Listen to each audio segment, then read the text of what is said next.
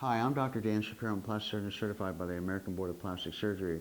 I've been practicing in the Scottsdale Paradise Valley area since 1992, and all I perform is cosmetic or aesthetic plastic surgery.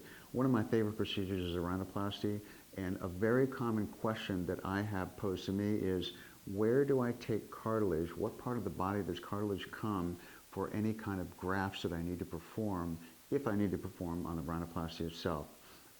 Cartilage grafts are a very important part of rhinoplasties in, I'd say, probably 80% of the cases in my hands. The reason being is that cartilage is a beautiful graft material that does not generally reabsorb, can be softened, and gives some fullness and aesthetic flexibility, if you will, to the end result. In probably about 95% of the cases when I perform a rhinoplasty, cartilage grafts will come from the nasal septum.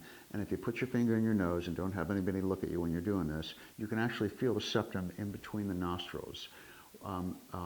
Very commonly, patients will have a septal deviation that contributes to difficulty breathing, and I will fix that as part of the rhinoplasty.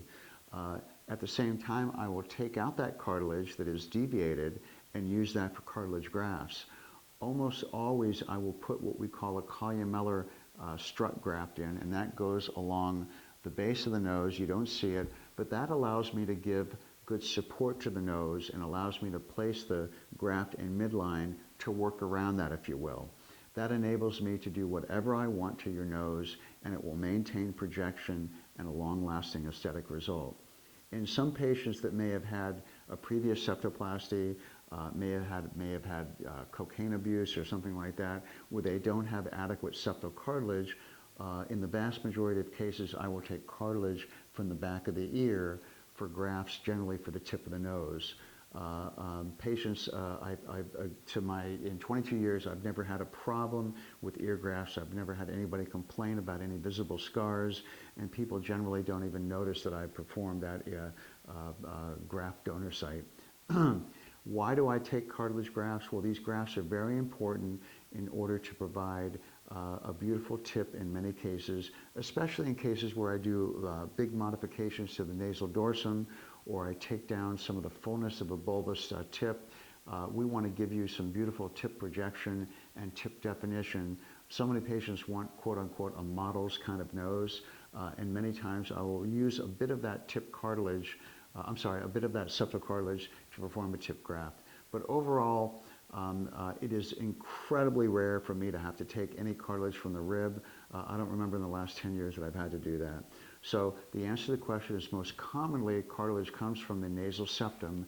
That is the cartilage in between the nostrils.